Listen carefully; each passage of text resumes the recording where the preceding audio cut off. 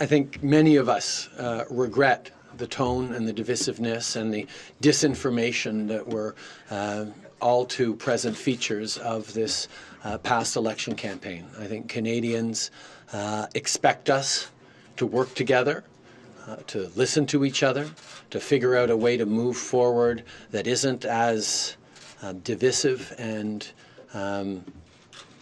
challenging as this election was. I think there were a lot of issues that weren't properly addressed. I think there were big substantive ideas that weren't fully debated in this election campaign, and I regret that, and I recognize that much of this campaign tended to be around me, and I do hold a bit of responsibility for that.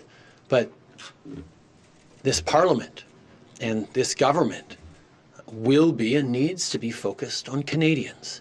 And that means we need to work together. We need to listen to each other. We need to figure out the right path forward for every part of the country.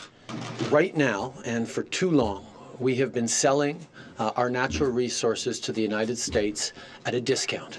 And that doesn't serve anyone. It certainly doesn't serve the transition and the investments in clean energy and fighting climate change that take resources and take money to be able to do.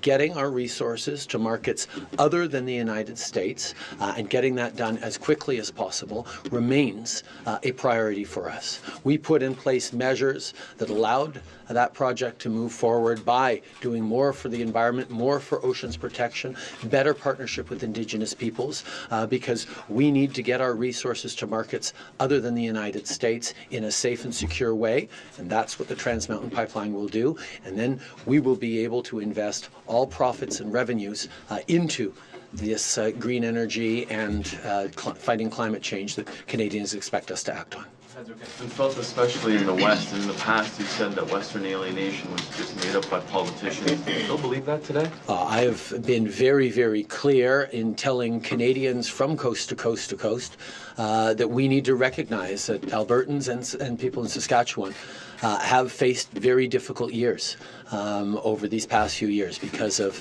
global commodity prices, because of challenges that they're facing that, for a long time they weren't able to get their resources to markets other than the United States.